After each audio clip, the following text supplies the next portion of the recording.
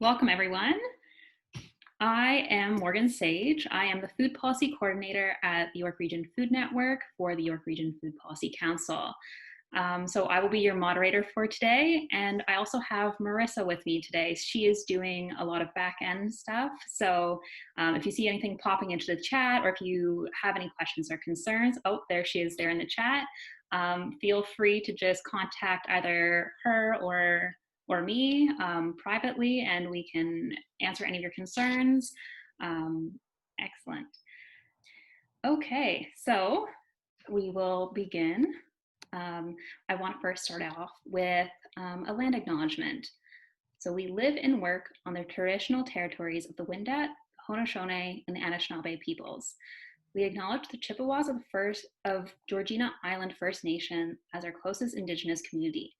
Many of our practices, including our organizational structure, the seeds we plant, the foods that we prepare, and the ways we educate our methods of growing, harvesting, preparing food, all came to these lands through the ongoing process of colonialism. We seek to hold this understanding in our interactions and engagements with this land and its people, as we are all treaty people and play a role in reconciliation. So, as you all know, COVID-19 has really highlighted a lot of social issues. And one of those major issues has been social assistance, as well as our food system. Prior to the pandemic, approximately 1 in 8 Canadian households were struggling to put adequate nutritious food on the table. In the first 2 months of the pandemic, food insecurity rates increased by 39%, effectively impacting 1 in 7 people.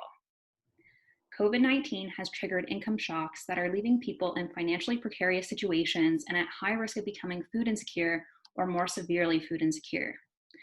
Income security presents a permanent solution for food insecurity. For just recovery, we need to ensure no one goes hungry by providing all people living in Canada with secure incomes.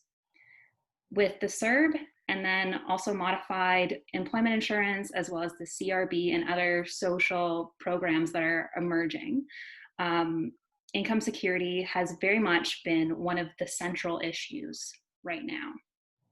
So there are many approaches to income security, including basic income, fair wages, improvements to our existing social assistance programs, and more. But I'm not the expert here. We have 5 wonderful speakers with us today. So I'm just going to go through each of their names and sort of their backgrounds before I start asking questions. So first we have Tracy Wolshin. She is a registered dietitian.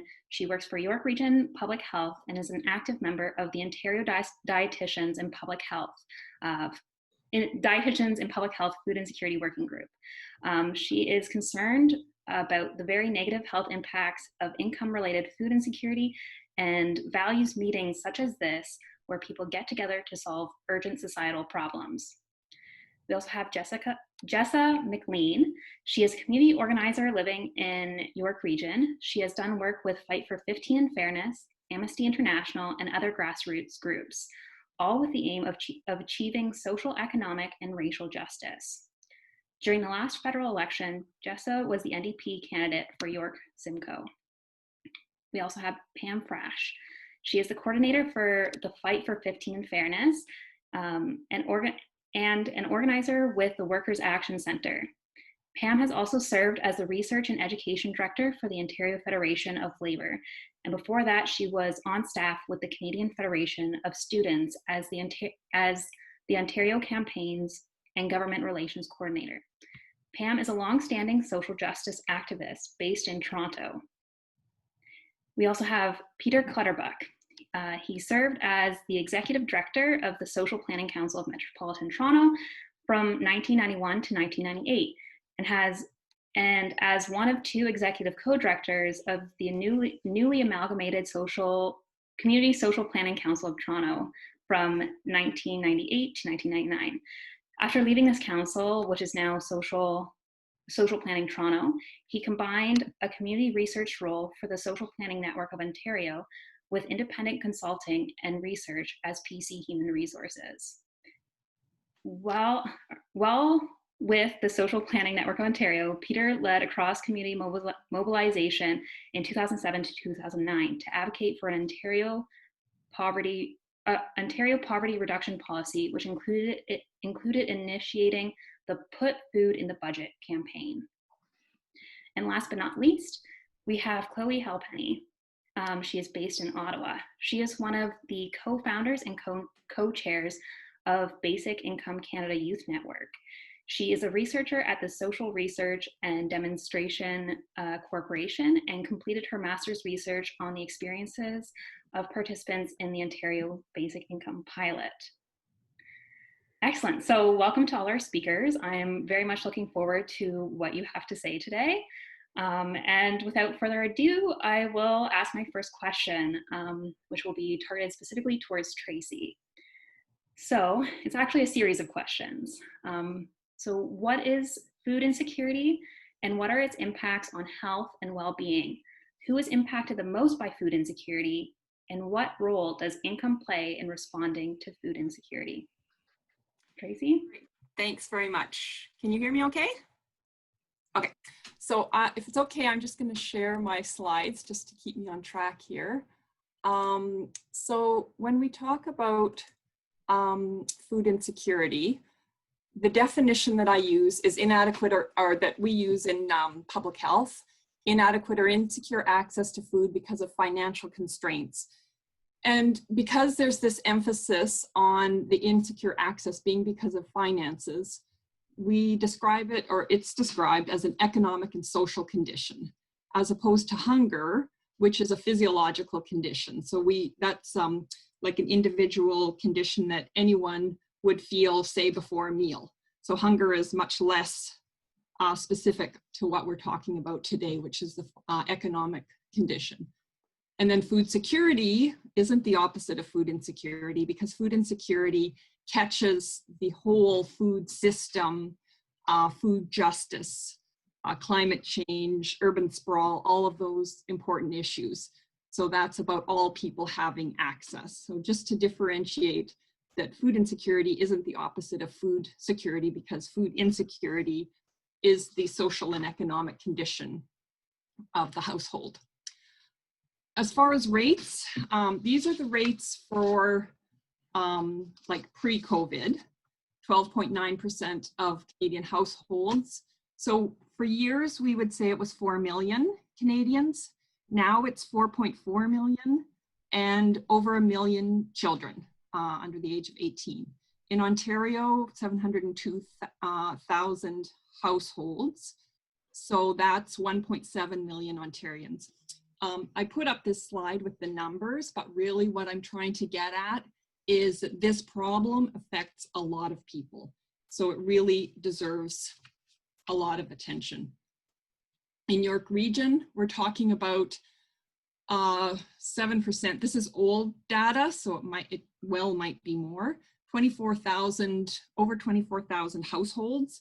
So because that's households, if you think about it as far as people, it could be you know, I don't know, because we don't know how many people are in each household, but it would be at least double that, if not triple that, right? When you think about the number of people, even here in York Region, which is considered an affluent region, but of course this shows that affluence is not shared, that we have a lot of income inequality in York Region as in all of Canada.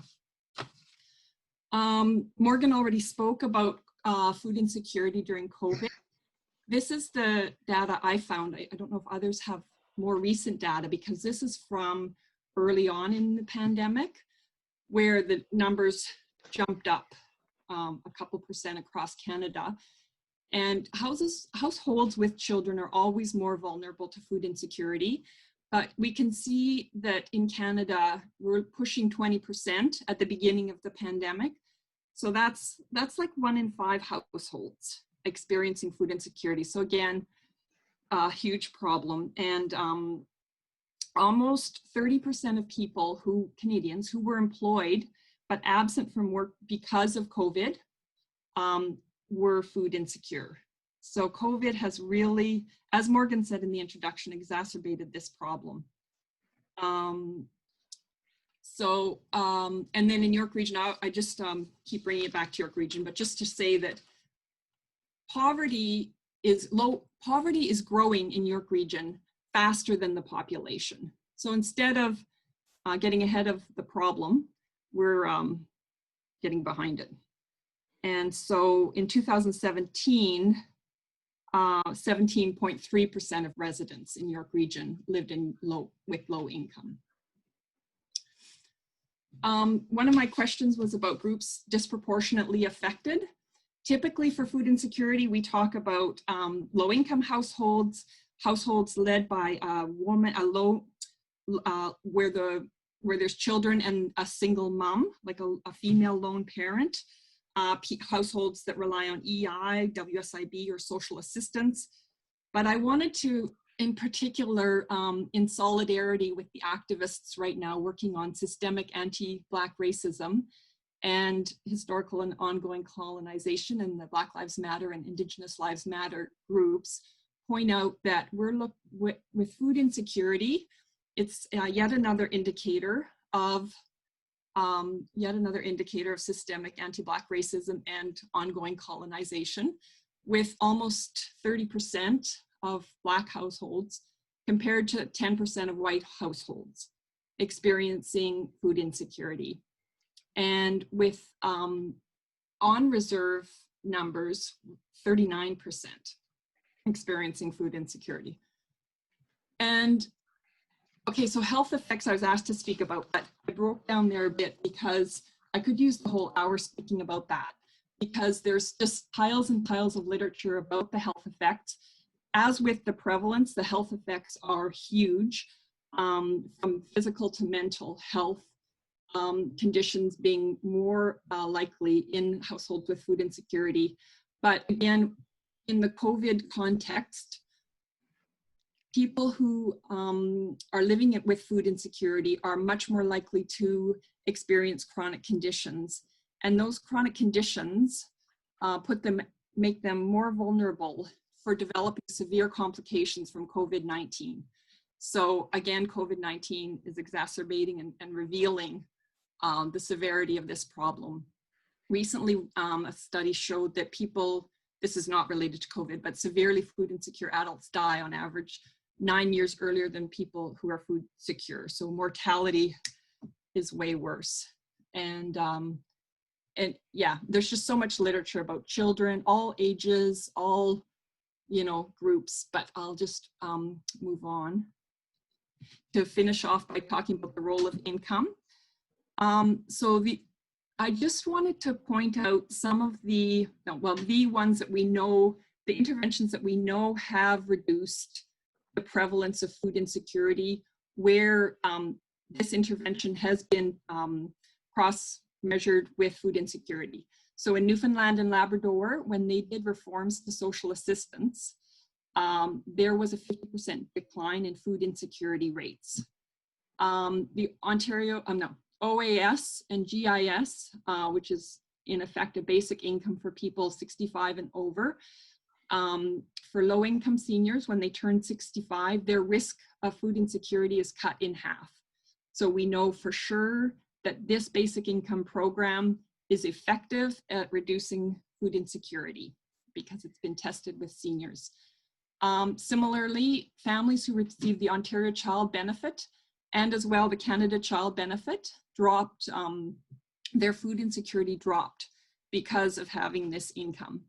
So these are only interventions that have been done and then have been compared with food insecurity rates, but I know once I stop talking, other people are going to come up with more depth into looking at income solutions to food insecurity. And then now I'll stop sharing my screen. Thank you. Very good.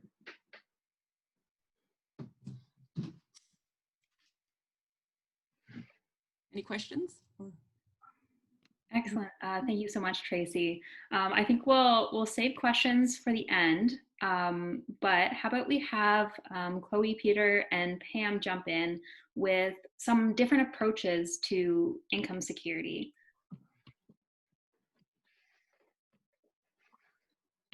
Okay, well, I could jump in maybe, and I'll take the first kick of the can. And maybe it's not so much different approaches, but maybe a complementary approach, because I think everything that Stacey was saying is really, really important. And the question is, where does income insecurity start entering, people's lives? And the racism, I think, that has been highlighted around who is more susceptible to all the disadvantages, around medical illnesses and so forth, is very true when we look at the labor market. So which kinds of jobs are more likely to be on the front lines performing essential work, and pay poorly, not have paid sick days, not have adequate benefits and so forth, and also put people at a higher risk of actually exposure to COVID. So when we talk about people who are paid half the rates for somebody working because they're part-time versus somebody in full-time work, and when we know that people of color and racialized Black workers and so forth are overrepresented in involuntary part-time work, then we can start to see how this plays itself out. The same way that if people don't have paid sick days, if you have to miss 2 or 3 days of work, even in a year, and lose a full day's pay because of it, that means that could be catastrophic for some households, especially as it relates to food insecurity. And the last thing to be said is that when wages are low, everything that derives from wages is also low, whether it's access to employment insurance, whether it's Canada Pension Plan, whether it's all of those things. And one of the things that we do know is that profitable corporations are one of the biggest users of cheap labor strategies, and those corporations could very well pay more. So we need to raise not only just the minimum wage, but we have to actually provide essential protections for essential workers, because it was not the Bay Street lawyers that kept us going during the lockdown. It was the cleaners, it was the grocery store workers, it was the security guards, it was the bus driver, it was everyone who was on the front lines that were and farm workers, who are perhaps the most vulnerable because they don't even have immigration status.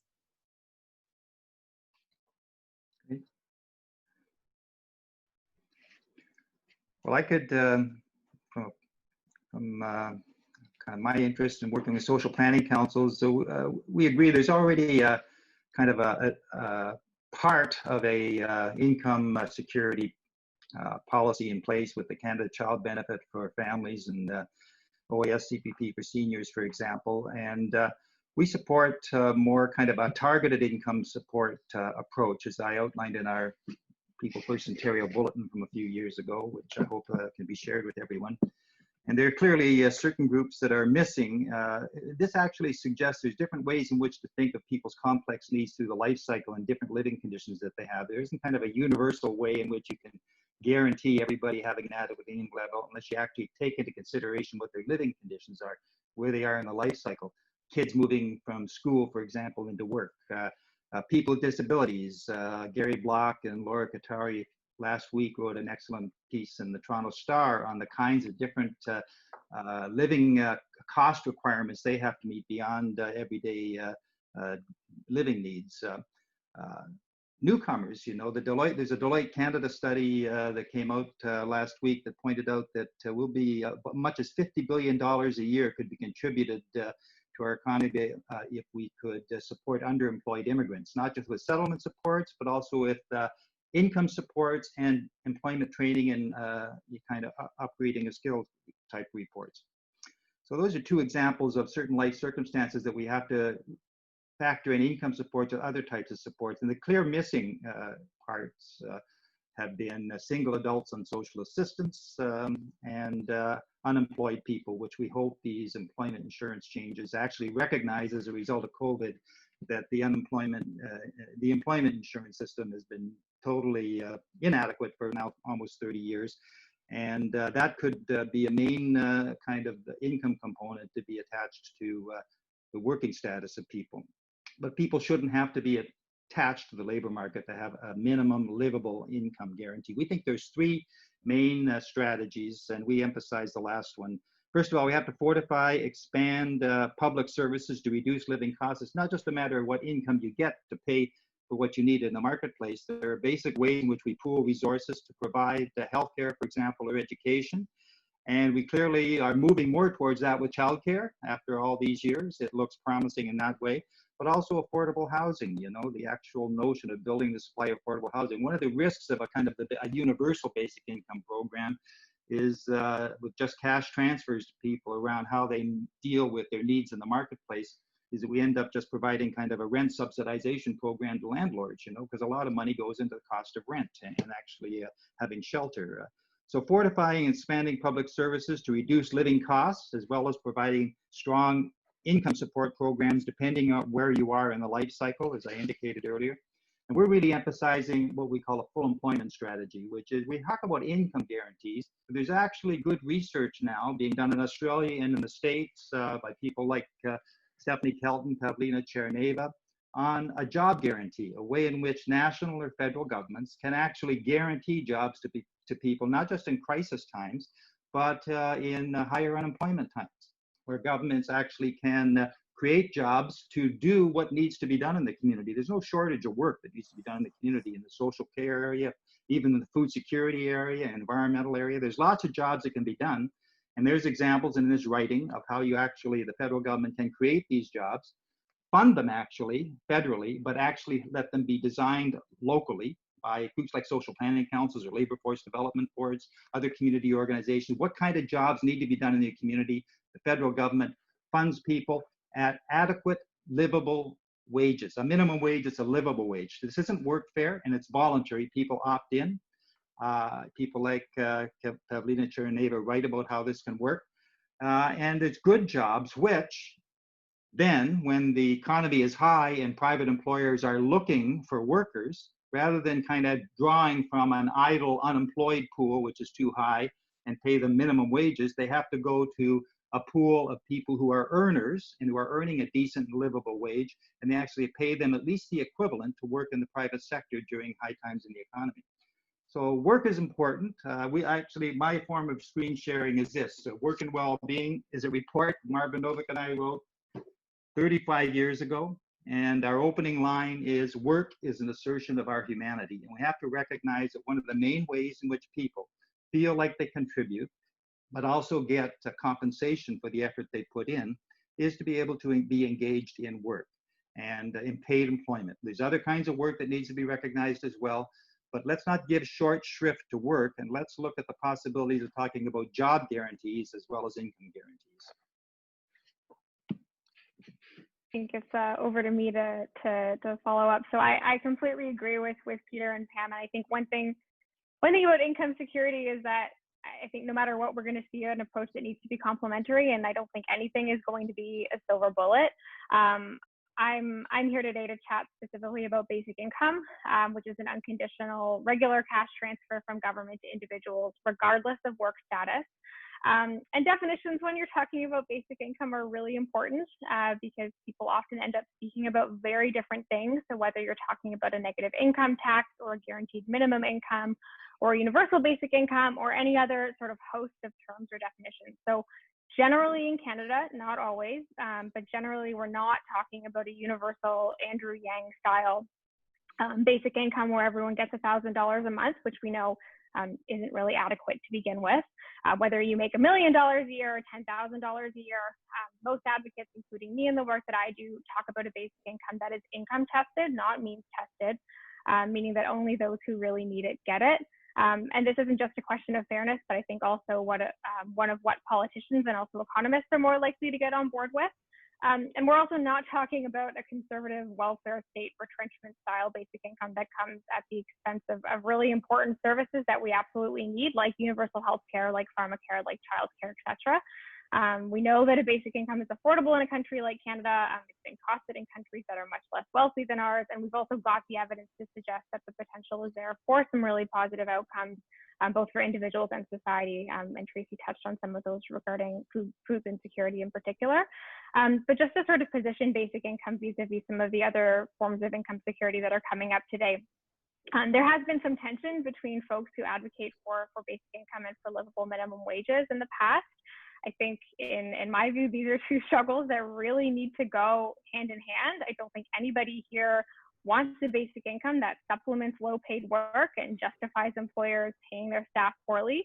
But at the same time, a basic income recognizes that full-time regular work in the formal labor market just is not going to be accessible or liberating to everybody.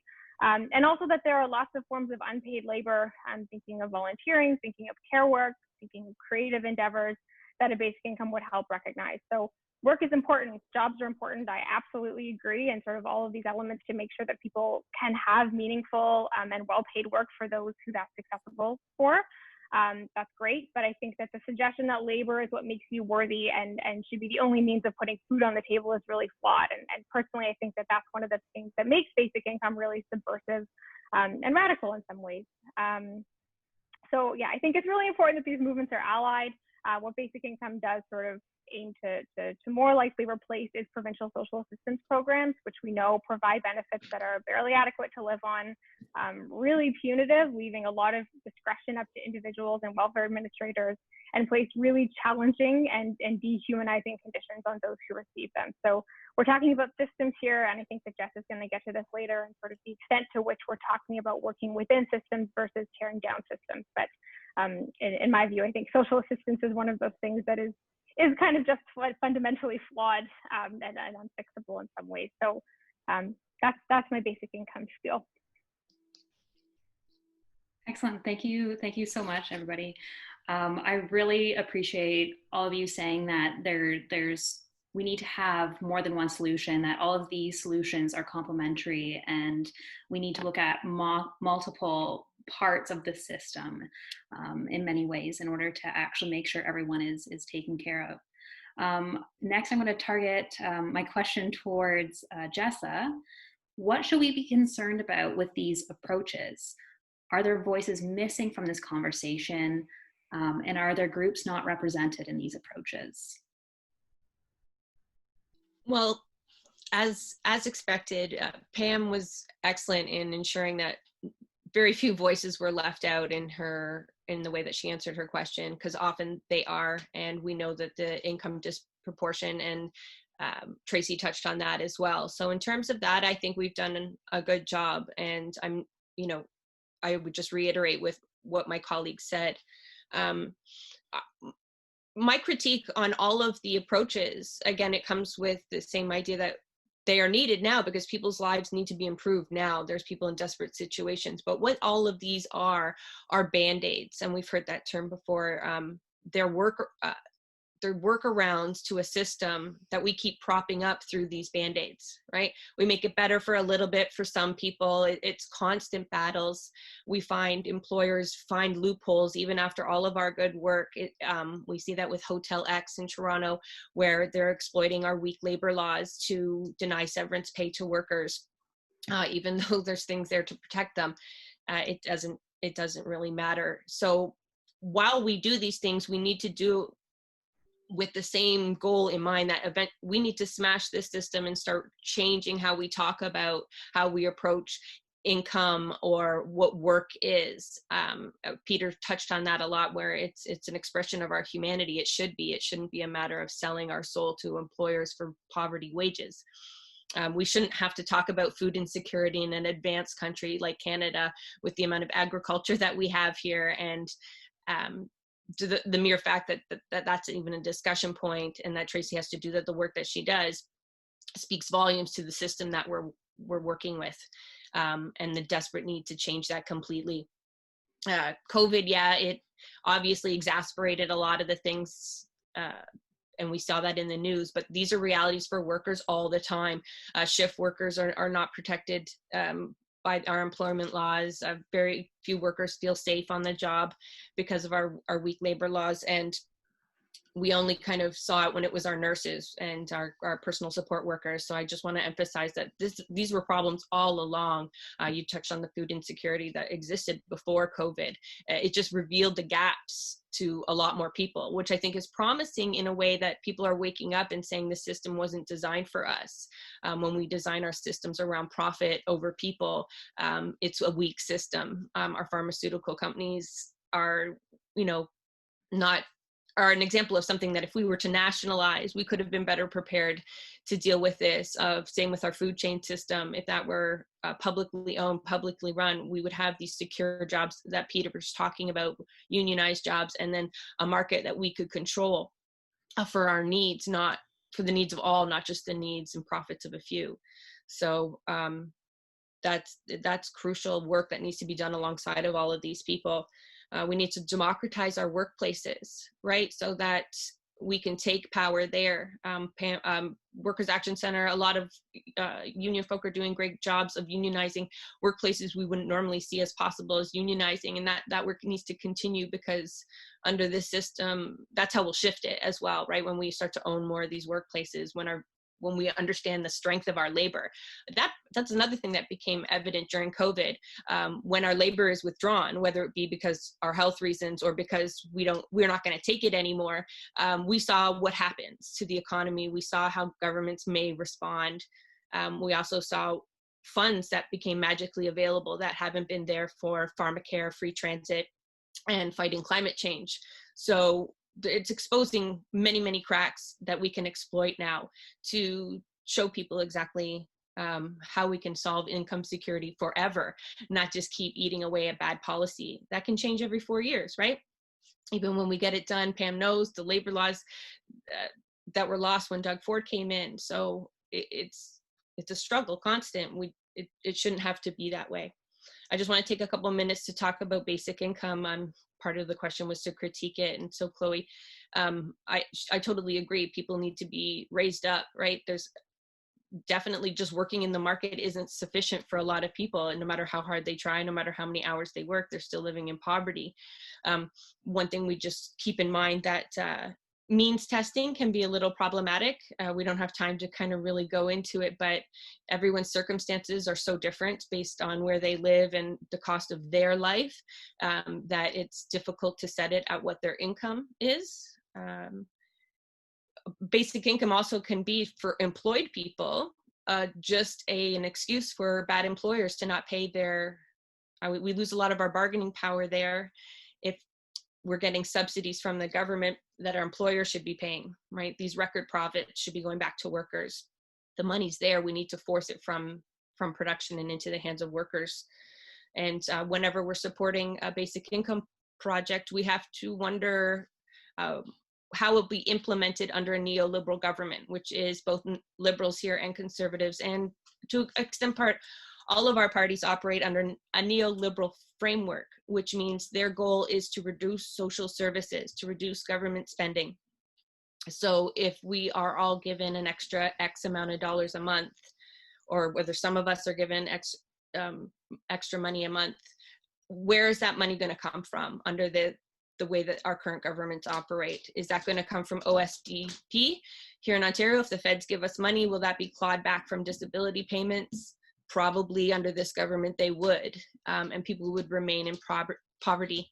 It's also been used as an excuse to eliminate other social services, like privatizing more healthcare, because we have more means we have more spending power. So in an ideal world, yes, we all receive the amount of money we need to thrive, but that's not the goal of our governments right now. So we have to be cautious when we look at its implementation.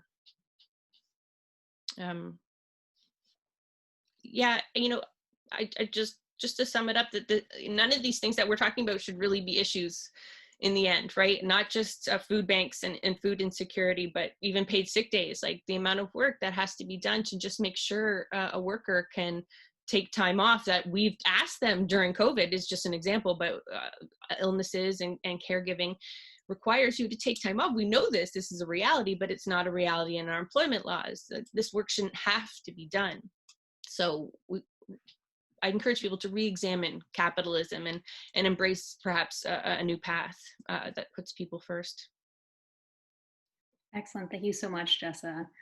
My next question, I'm going to open up to all five of you.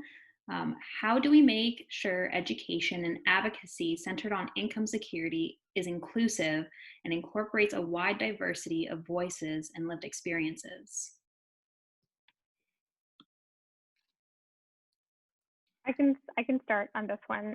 Just two things I think worth mentioning here. So I think the first thing, I think it's a really good question, and the first thing I touch on is around accessibility and just some of the language and framing that we use when we talk about income security. So as you mentioned, Morgan, I did my master's research talking with participants in the admittedly imperfect Ontario basic income pilot, specifically looking at the feminist potential of basic income. And I remember speaking with one woman who basically said, I've just never had the time to talk about these things like the anti-capitalist or the feminist or the socialist potential of a program. I've been on ODSP for years. I was a single mom trying to take care of my daughter. So I think at the end of the day, what's ultimately a thought exercise to lots of us who experience income security at the end of the day is people's lives. So I think the language and framing that's meaningful to folks where that is their lived experience is really important. And the second thing that I think about a lot with the youth network stuff is sort of how best to engage young people, specifically in income security education and advocacy. I'm no expert and we're still learning. So if anyone has advice, I would gratefully take it. But what we've shared with other folks in the basic income movement who have been really open and really excited about having more young people get involved are things like being conscious of when you're having meetings, because lots of people are in work or in school or balancing other commitments. Giving young people credit for the work that they do in activism spaces and actively inviting youth into your spaces, avoiding jargon and providing context for unfamiliar concepts, which I think is just the best practice in general in advocacy, and also just not only getting used to do sort of the social media or other things that we're quote unquote supposed to be good at. So just a few thoughts from me there. I think one of the things I think is important is income security. When we talk in these terms, it kind of sounds like a discussion for policy wonks, people like ourselves who are in certain positions or people in government. We have to drive the discussion down to the community level. This is one of the reasons that job guarantee attracts me, is because it's federally funded, but it's locally designed and administered. In other words, local nonprofit organizations and municipalities have to look at their communities and say, what kind of work do we need done in the social care area and environmental area? A whole range of areas that are kind of non-traditional marketplace areas. What kind of work do we need to get done? How would we actually say to the federal government, we need money to pay workers in these areas and get people directly involved in them? I became involved in this field in the 1970s, actually. At that time, there were federally funded programs like Opportunities for Youth, local initiative programs, a provincial program called Project 500 that took 500 young people out of university without work because there was high youth unemployment, and they placed us in nonprofit organizations. Me and many of my friends, I built careers out of that. I wasn't going to be involved in the human services or in community development, but there was actually an initiative which was jointly funded by employment insurance and the provincial government. So the ways in which governments could collaborate to get down at the community level and help people, because a lot of these OFY and local initiative programs, they were designed by the local people themselves. And they actually created jobs and contributed to their community. And I think that's where the discussion has to be driven down for the full diversity of all voices at the local level. Well, maybe I'll also jump in as well, because I do think that the points that were just raised are really important. And I know, for example, for the Fight for 15 and Fairness, we're right now in a process of going back to workers in precarious employment to see what issues they want to fight for the next phase of the campaign. And all of the demands that we're organizing around right now, all of those came from the experiences of workers in precarious employment and them setting the priorities. So, and it's a combination of not only just what would make life better, but also what do people feel is winnable. And that combination is flexible, that's subject to change, because for many workers, if people have been isolated, don't have the experience of collective activity, it might seem really impossible to dream big around employment law improvements, for example. But once you start organizing together and once you start seeing some changes, then it actually gives people a sense of more, that we can do more, the more that we're organized. And so I think making sure that workers are actually involved in the process of setting demands is crucial, because A, It will mean that those people who have a stake in the system are going to be more likely to participate. The goals will reflect what they think is achievable. And honestly, when you're talking about people in low income and precarious employment, it takes a lot for people to reorganize their lives to make time to participate in a campaign. So if you just, decide on your goals based on a policy conversation that you had with some academics, then people might like those demands, but if they don't think that it's realistic to fight and achieve them, then they're not going to reorganize their lives to be part and parcel of the campaign. And so it is that kind of fine balance about how do we make sure that people's lived experience, their priorities, and that they're setting the demands so that when we achieve them, it fills their gas tank and can carry on. And the last thing I'll just say that is so special, I think, about the Workers' Action Center is that it is very deliberate in terms of targeting and encouraging participation in different language communities. So there's organizing among the Tamil community, amongst the Bengali community, Spanish-speaking communities, Chinese-speaking communities, et cetera, and making materials and decision-making processes available in multiple languages, I think is also part and parcel about how we have these conversations on a go-forward basis. But it's essential to a vision of change which sees people uniting at the grassroots level in order to either impose their solutions on politicians or building the confidence of the best politicians to take a risk in terms of their policy advocacy. Excellent, thank you so much. Tracy and Jessa, do you have anything to add to that question or to any of these comments? I was just thinking the group that I was introduced that I'm involved with, the Ontario Dietitians in Public Health, we're working on a position statement on recommendations and responses to food insecurity. And we wanted to have a food insecurity acknowledgement kind of based on the model of the land acknowledgement. So and so we worked with some groups, the Nipissing First Nation Health Services. And anyway, what I really wanted to say is that I think that as far as Indigenous communities, as much as I understand, which I'm still learning a lot, but the truth and reconciliation, I think the truth and that's sort of what we used as a guiding as far as working with the Indigenous community population.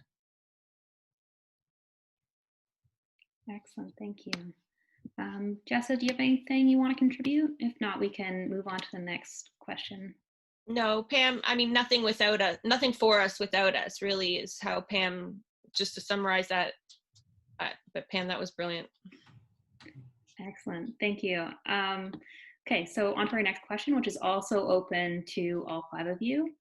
With federal promises of improvements to employment insurance, a national affordable childcare, a housing strategy, improvements to disability programs, and benefits modeled on old age income, what hope do you have that these social investments can improve the reality of people in Canada?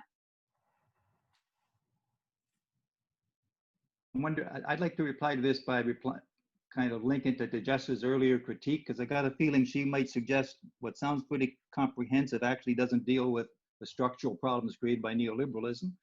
So I'd like to point to the fact that after the Second World War, there was a 30-year period, we had the lowest levels of inequality in Canada. That was the result of a real partnership between business, government, labor, and even the nonprofit sector.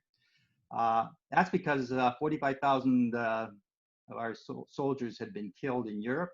There were another 900,000 or so armed forces people, civilians and soldiers returning home. They come of the Depression in the 1930s, and the public was not going to accept the 1930s. They were going to expect education, housing, chance to have jobs, and governments were activist governments. They set up some of our social insurance programs and we had a 30-year period of relatively well-shared prosperity until neoliberalism kicked in. Right now, I think we're dealing with the same thing. We're dealing with a crisis. Like, who would even contemplate a $400 billion federal deficit in the 1990s? This is unimaginable. But when you need to invest and when you need to protect your society and stabilize it in some way, the federal government will find the money. And this is our moment to actually redefine what a crisis is, to challenge the driving dynamic of the marketplace over the last 40 years, and actually talk about doing some of these programs in a constructive way that benefits everybody, includes everybody, and challenges the traditional way of thinking about our economy. We need an economy that meets human needs, not an economy that's just about profit and growth for the elite. Maybe I'll jump in on that too. I definitely agree with that, and I think what has been a really interesting experience coming out of like one of the heartache and disaster of COVID is that many people experienced government support for the first time. And when you think about 7 million people received the emergency response benefit. And, the size of the Canadian workforce is only about 16 million people. So we have a situation where for the first time, people have experienced what it's like because, thanks to neoliberalism, the gutting of our employment insurance system, et cetera, it was entirely not up for the task. But because people suddenly experience what it means to have support there when it's needed, it means, I think, that we're in a very good position to try to take the best of the changes that have been implemented and hang on to them for as long as possible.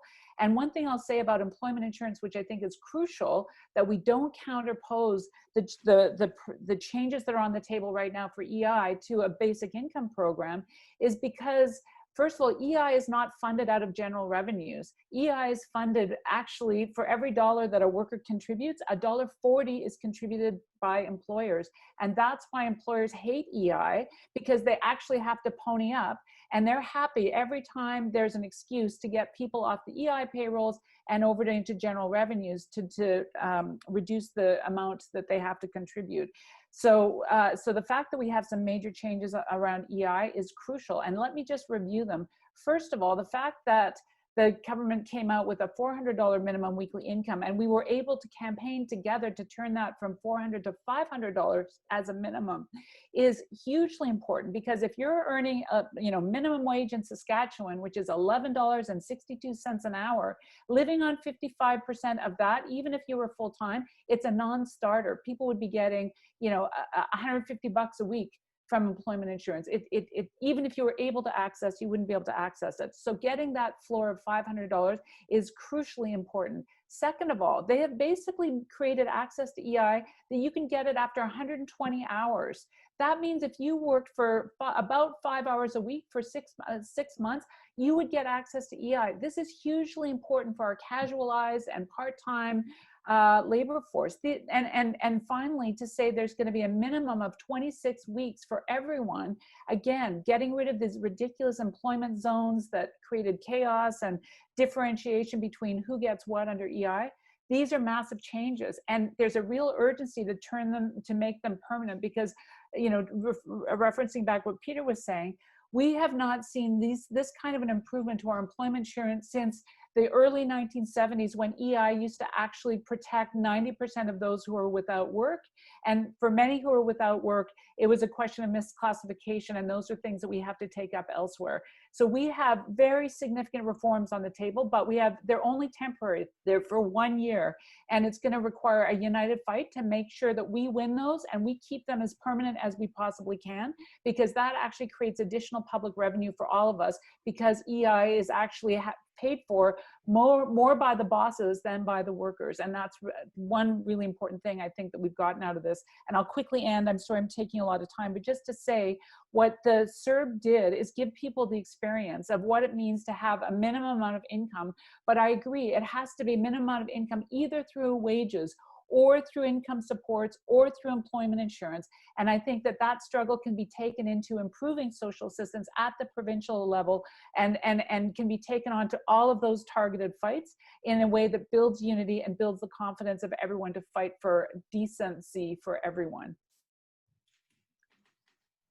I'll be super quick, just to say I agree with most of what was said. I think that there's a lot of reason to be optimistic there. And then even the government explicitly saying, now is not the time for austerity was was pretty shocking and a pretty, I think, encouraging thing to say. The government's willing to spend money. I think that there's still further to go. And I think that there's a big accountability piece there as well. Like, this is not the first time that we've heard that there's going to be an affordable childcare strategy that hasn't come to fruition. So I think actually making sure we're holding our politicians and elected officials to account right now is really important. I think from a basic income perspective, a lot of people were obviously disappointed. I think, like Pam said, the improvements to EI are very much welcomed and very important. But, in terms of income supports that don't tie income to labor, there is, I still think, further to go there. And again, things like housing and childcare, incredibly important services, but not income support services. I'll end there because I think Peter and Pam touched on a lot, but optimistic in some senses, but still further to be done. Excellent. Thank you, everybody. I'm very conscious of where we're sitting for time. We have about 6 minutes left. So I want to encourage anyone who's participating, listening in, to just ask questions in the chat or to raise your hand. And while we're waiting for those questions to come in, I just want to ask one more question, which I think is, in my mind, is one of the most important questions. So at 11 a.m., when this Brunch and Learn ends, what should every person at this event do to further the conversation and their understanding of income security? Go ahead, Chloe. I'll be super quick. I was going to say 2 books that I think are really fantastic. If those people haven't read them, Jesse Thistle's From the Ashes, which is one of the Canada Reads nominees this year, is a really great book, as well as Robin Maynard's Policing Black Lives, which is a great book in general, but she has a really excellent chapter specifically making connections between our welfare systems and anti-Black racism. For those who are interested in basic income, who think it's something that they might want to explore further, we'd love for you to sign up for our network. You don't have to be youth to sign up, but if you're a youth, you can become a member and get involved in conversations there. As well, on the basic income front, Winnipeg Centre NDP MP Leah Gazan has motion 46 in front of the House right now for a guaranteed livable basic income in Canada that I think's at over 40,000 signatures right now, and she's looking for more signatures on that. So those are my actions: books and sign ups. Excellent. Thanks, Chloe. Anyone else want to jump in? A couple of resources that have been posted from me, which I encourage people to look at. Plus, maybe check out the socialcommons.ca website, where we're going to be, I think, doing a webinar on full employment strategies and the job guarantee sometime in the next month and a half or so. And the website hasn't been officially launched. There's still some corrections needed. I know there's some refinements, but it's there, and it gives you a basic idea of what a social commons approach is to some of our problems today. And maybe I'll just hop in by saying, if anyone is interested in the fight for decent work, to join us at 15andfairness.org. And then there's 2 fights in particular. There's the hotel ex-worker that Jessa talked about, who are fighting to get decent severance pay. And there's an email campaign that you can join there. But also a big shout out to Dominion grocery store workers who are on strike right now in Newfoundland and Labrador. Dominion is owned by Loblaws, and Loblaws was one of the corporations that opposed the $15 minimum wage. And I do want to just say we do have to be careful about how things get counterposed, because when we were fighting in Ontario for our $15 minimum wage that was legislated, that was then the 15 was taken away. We got it up to 14 and got our adjustments. But the Ontario Chamber of Commerce deliberately opposed raising the minimum wage in favor of a basic income program, precisely because they knew it would put questions in people's minds, and they are much more in favor of a wage subsidy for cheap labor strategies than they are for raising the minimum wage. So that strike by Dominion workers is very, very important. They're striking to make pandemic pay permanent, that $2 an hour more. And the last thing I'll say is migrantrightsnetwork.ca is a very important organization that is fighting for full immigration status for migrant workers. And migrant workers are right beside us every day in every way, and they're essential workers that need essential immigration rights. And that's migrantrights.ca. So those are the 4 areas I would point you in. Thanks.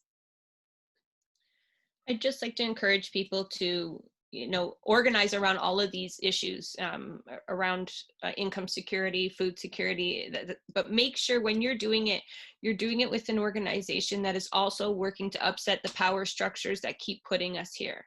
So, I know the work at the Workers Action Center and all the stuff that comes out of there, I can vouch for that because I've seen it firsthand and learned a lot through them. It builds a class consciousness and a sense of unity. They target the weaknesses here that we have, that we use to divide ourselves, and they build on those points. And that's what we need moving forward, so that we don't keep repeating, Peter's history lesson there. I get it, but that was Keynesianism that essentially just kept us in the system longer, when usually these things that we are seeing that are implementing, they are great, but they're always a response to our actions, our demands. So make them and reimagine what's possible. Excellent, thank you. Tracy, do you have anything you want to add to that? I'll just plug the Ontario Dietitians in Public Health website, odph.ca. We're coming out with our new position statement. We had one a few years ago, so on responses to food insecurity. But it's not out yet, but in October, later in October, hopefully. Excellent, thank you. I realize we have only a minute left, but we had one question coming in on the chat that asked about, how about extra income support for CPP, disability, or seniors? And this person said, I believe that they were on CPP disability and require extra income. And I was wondering if anyone has anything to sort of say to that.